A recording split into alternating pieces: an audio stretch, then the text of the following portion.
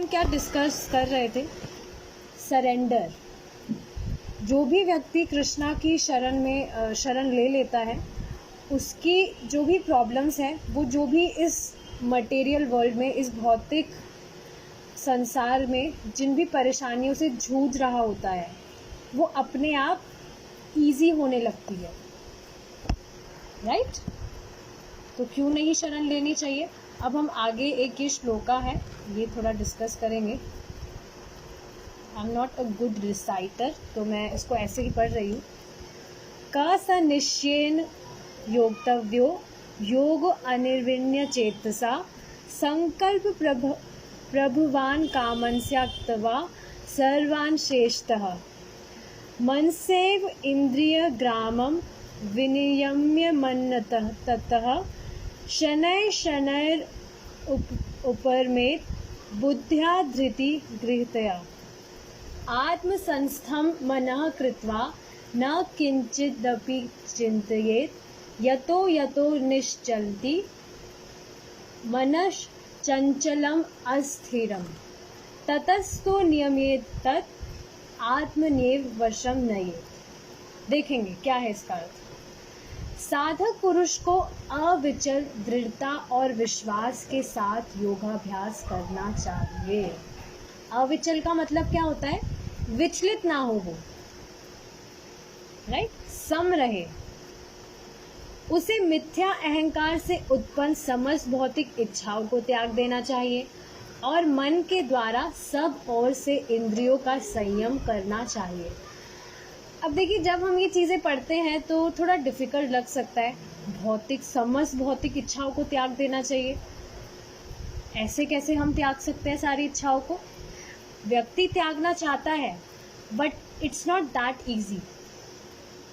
हमारी जितनी material desires हैं, हम ऐसे ही कैसे सबको त्याग सकते हैं? आसान चीज़ थोड़े ना है। कितने टाइम से हम कुछ काम करे जा रहे हैं, हमारा अटैचमेंट हो गया है कितनी सारी चीज़ों से। अब एकदम से हमें बोल दिया जाए कि वो सारी चीज़ें तो आपको छोड़नी है, तो कैसे पॉसिबल है ये चीज़? आप देखेंगे जो भी मटेरियल चीज़ें होती हैं, चीज़ों की बात करिए, अपने मोबाइल का ही देख लीजिए आप। अगर वो गिर जाए, गुम जाए, तो कितना ज़्यादा परेशान हो जाता है व्यक्ति। क्यों? क्योंकि उस मोबाइल फ़ोन से उसकी ममता हो गई है, अटैचमेंट हो गया है। नश्वर, जबकि पता है ये नश्वर है, कभी ना कभी तो जाना ही है इसको, बट फिर भी व्यक्ति शोक करने लगता है। तो भगवान यही इंस्ट्रक्शन दे रहे हैं कि ये जो मिथ्या अहंकार है, क्या ये ममता की भावना है, ये चीज़ मेरी है और ये हमेशा के लिए ही मेरी है, वो किससे उत्पन्न होती है? ये भौतिक इच्छाओं से। तो भगवान उसको त्याग देने को कह रहे हैं और मन के द्वारा सब ओर से इंद्रियों का संयम करना चाहिए। इस प्रकार साधक को धीरे धीरे क्रमशः पूर्ण विश्वास के साथ बुद्धि द्वारा समाधि में स्थिर रहना चाहिए। अब देखिए, हम ये चीज़ें पढ़ रहे हैं तो बहुत डिफ़िकल्ट लग रही है, पर अभी हम इसको समझेंगे। पढ़ रहे हैं अभी क्या कहा जा रहा है? समाधि में स्थिर रहना चाहिए और अन्य किसी का भी चिंतन ना करते हुए मन को आत्मा पर स्थिर करना चाहिए। तो देखिए, इससे हम ये चीज़ समझ सकते हैं कि हमारा जो माइंड है वो तो है ही मंकी, चंचल है हमारा मन, कभी भी स्थिर रहना ही नहीं चाहता है, हमेशा कुछ ना कुछ गड़बड़ काम करना चाहता है हमारा मन। लेकिन व्यक्ति को थोड़ा कॉन्शियस होना चाहिए, थोड़ा अपने विवेक का ध्यान रखना चाहिए। और सबसे इजी चीज़ क्या है कि हम जो भी काम करें उसको हम कृष्णा से कनेक्ट करके चलें। डायरेक्टली अगर नहीं हो रहा तो इनडायरेक्टली हम उसको कृष्णा से कनेक्ट करके चलें। आपको ये चीज़ पता होनी चाहिए, हम जो भी काम करते हैं अगर हम उसे कृष्णा से कनेक्ट करके चलते हैं तो वो हमारा जो काम है वो ऑर्डिनरी नहीं रहता है, वो स्पिरिचुअल हो जाता है। और यहीं पर इसके ऑपोजिट देखिए, हम कुछ भी काम कर रहे हैं and if we are not connecting it with Krishna, अगर हम उसे कृष्णा से कनेक्ट नहीं कर रहे हैं तो वो हमारे बंधन का कारण बन जाता है।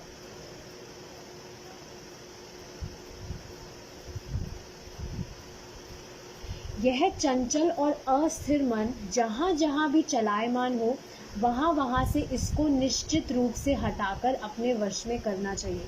इससे हम क्या समझ सकते हैं? हमारा मन कहीं भी कितना ही भोगों में जाए, वापस से हम हमारे विवेक का इस्तेमाल करके उसे भगवान की भक्ति में लगाए।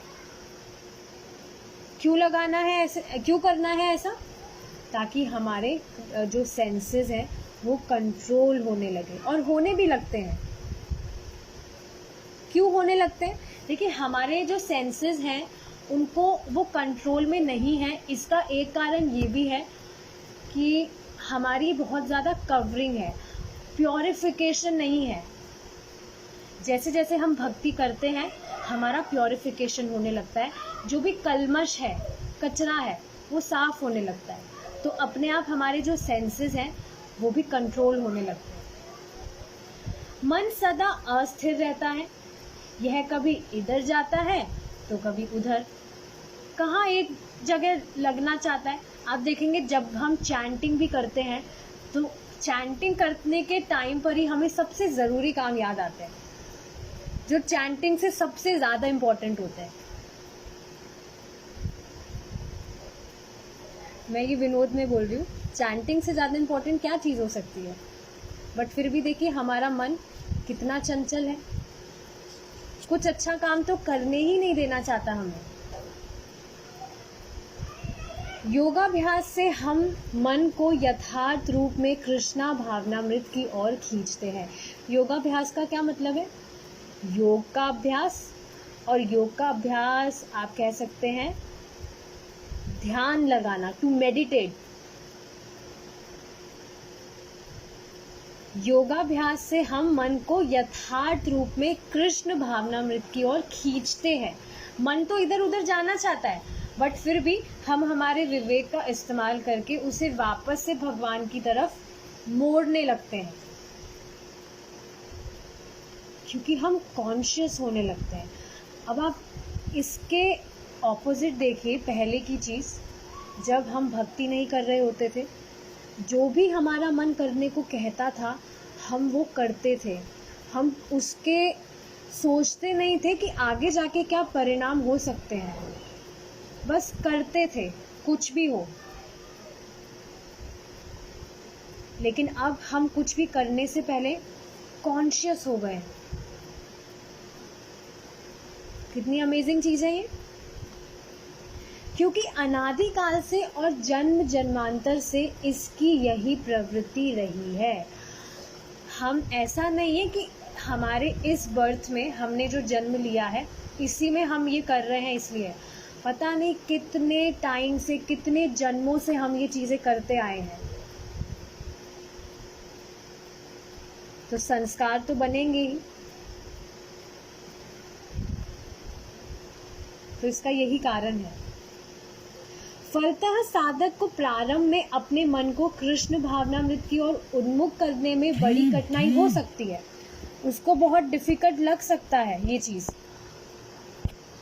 क्या डिफिकल्ट लग सकता है? कि हम हमारे मन को केंद्रित करें भक्ति की ओर। स्टार्टिंग में आप खुद याद कीजिए, पहले के दिन जब कितना ज़्यादा मुश्किल लगता था। जब हमने सुना था दैट 16 राउंड्स हमें चैंट करने चाहिए, मैं तो बहुत ज़्यादा घबरा गई थी। 16 राउंड्स, यहाँ 2 माला करने में नानी याद आ रही है, 16 माला कैसे कर पाऊँगी मैं? तो शुरू में डिफ़िकल्टी हम महसूस कर सकते हैं, लेकिन आप देखेंगे हम जब पोज नहीं करते हैं, कंटिन्यू नियमित रूप से हम करते जाते हैं, तो अपने आप चीज़ें होने लगती है। देखिए, ये जो प्रोसेस है, ये ऐसा नहीं है कि हम बस कुछ टाइम के लिए करें तो सब कुछ ठीक हो जाएगा। It's a journey, long journey. एक सीढ़ी की तरह है ये। हम नीचे हैं तो धीरे धीरे हम ऊपर चढ़ रहे हैं। चढ़ते ऊपर जब हम पहुंच जाएंगे भगवान के धाम, पता भी नहीं चलेगा। बस ये जो भक्ति का जो प्रोसेस है, जस्ट रेलिश इट, इसको एंजॉय करिए आप।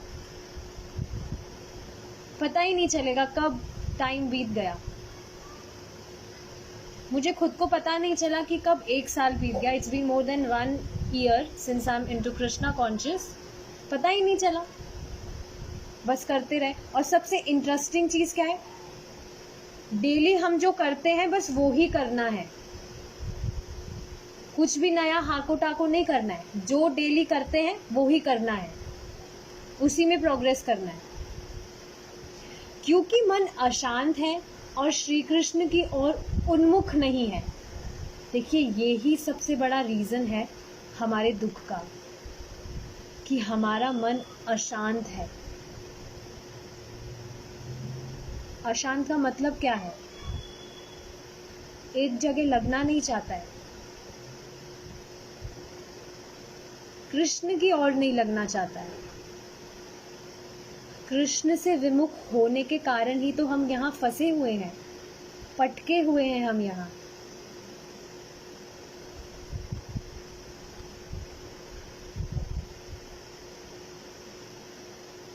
आप खुद बताइए, आप किसी कंपनी में वर्क कर रहे हैं और वहाँ पर आपके जो बॉस हैं,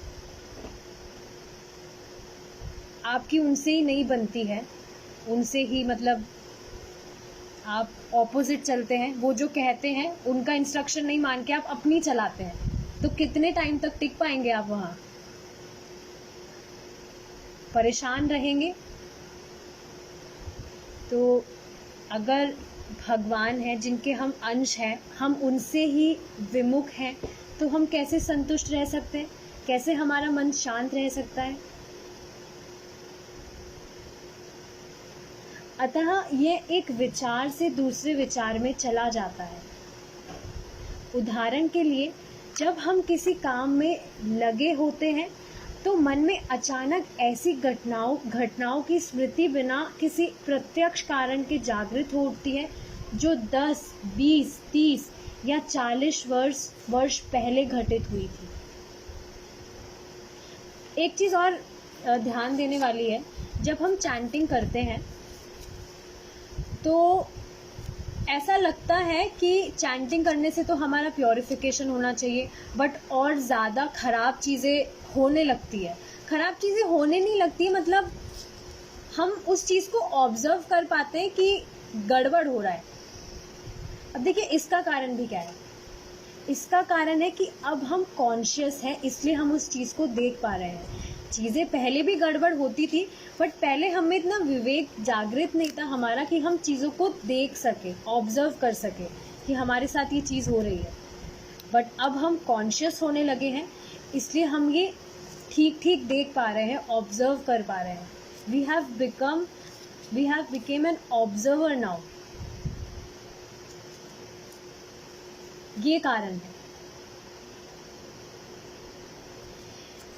तो यहाँ देखिए क्या बताया जा रहा है कि ठीक है, हम कर रहे हैं, ठीक सब कुछ चल रहा है फ्लो में, लेकिन अचानक से फिर पहले जो बहुत टाइम पहले कुछ हुआ था वो अचानक से हमारे सामने आ जाता है।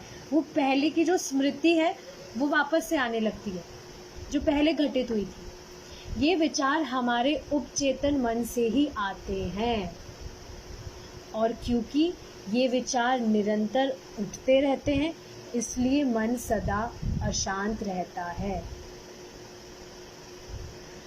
देखिए, जो हमने कर्म किए हैं अनादिकाल से, वो संस्कार बन जाते हैं। अनादिकाल समझ रहे हैं आप क्या अर्थ है इसका? बहुत जन्मों से।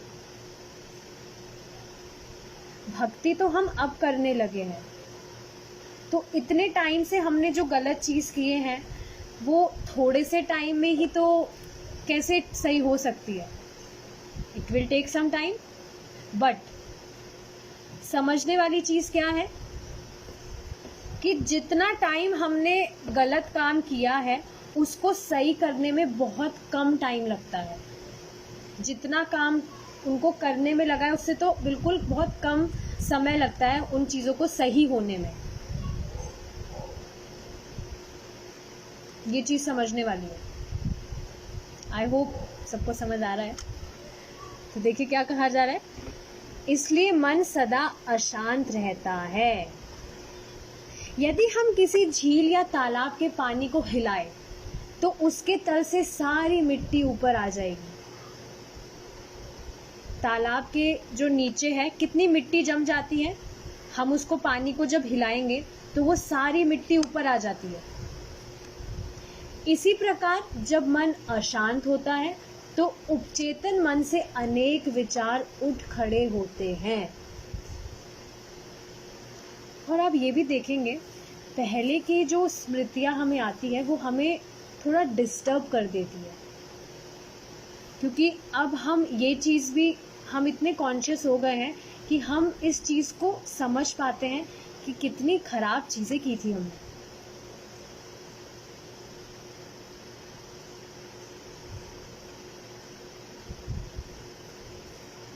पहले नहीं तो क्या ही फर्क पड़ता था, कुछ भी हो रहा है होने दो, हु केयर्स। बट अब हम कॉन्शियस होने लगे हैं, इसलिए हमें फर्क भी पड़ता है, कितना टाइम खराब किया है।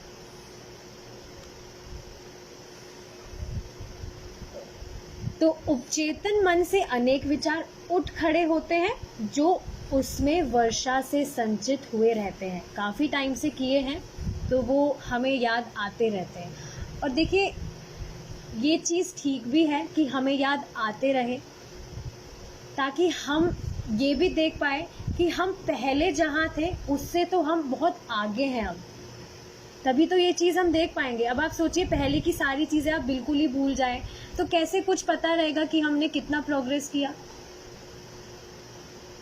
पहले की कुछ चीज़ें याद आती है तभी तो हम ये समझ पाते हैं कि हाँ देखो पहले तो हम कितनी खराब चीज़ें कर रहे थे और अब देखो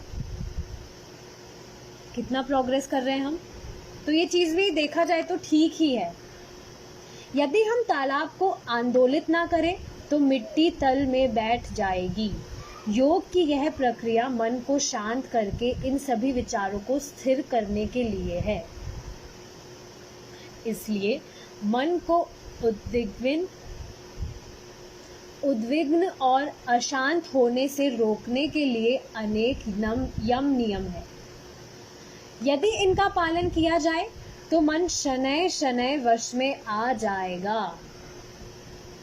it is not one time process, gradually सारी चीजें होने लगी।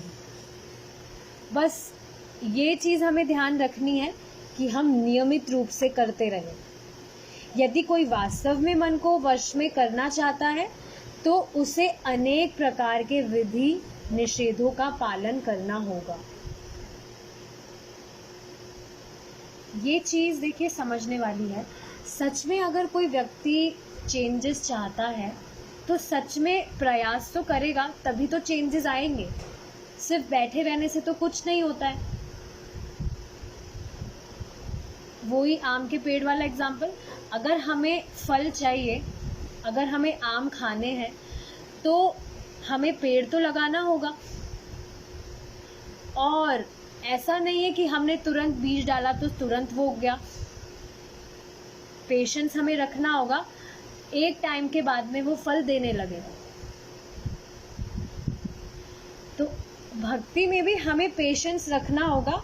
एक टाइम पे आने के बाद में हम हमारे सारे सेंसेस को जीत लेंगे। यदि कोई केवल स्वेच्छा से कार्य करे तो मन को संयमित करने की क्या संभावना रहेगी। जो मन में आ रहा है, जो मन कह रहा है, सिर्फ हम वो ही करते रहे।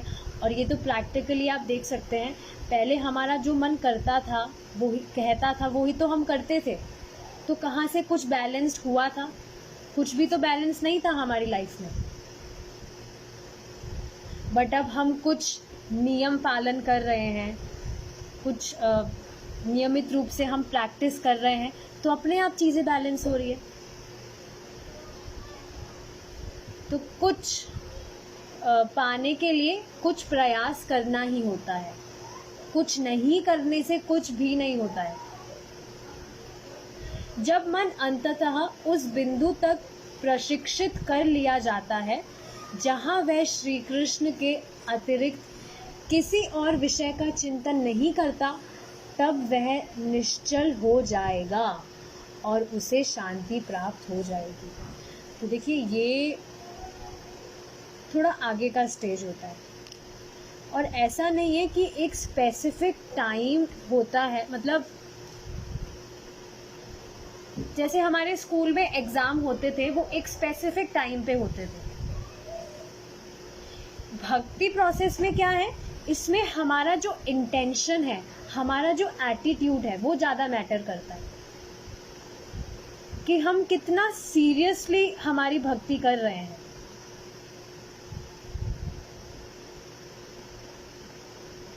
तभी तो आप देखते हैं कि भक्ति सब कर रहे होते हैं, लेकिन कोई जो है बहुत जल्दी हम अपने लाइफ में ट्रांसफॉर्मेशंस को एक्सपीरियंस कर पाता है, किसी को काफ़ी टाइम लग जाता है। तो हमारे एटीट्यूड का बहुत फ़र्क पड़ता है इसमें। लेकिन जो ट्रेन है, हमारी जो गाड़ी है, वो एक ही रास्ते पर है। जो भी हमें प्राप्त होगा, सभी को जो भी प्राप्त होगा, एक ही चीज़ प्राप्त होगी। सबकी जर्नीज अलग अलग है, हम सब अलग अलग हमारे रहे हैं कर्म, तो उसके हिसाब से मैटर करता है कि कितना टाइम लग सकता है। तो ठीक है, अब हम ज़्यादा लंबा नहीं करेंगे, वी विल स्टॉप हियर। किसी का कुछ क्वेश्चन है तो पूछ सकते हैं, otherwise we will stop here. No? Okay, thank you so much for joining. We will meet tomorrow if Krishna's willing. Hare Krishna.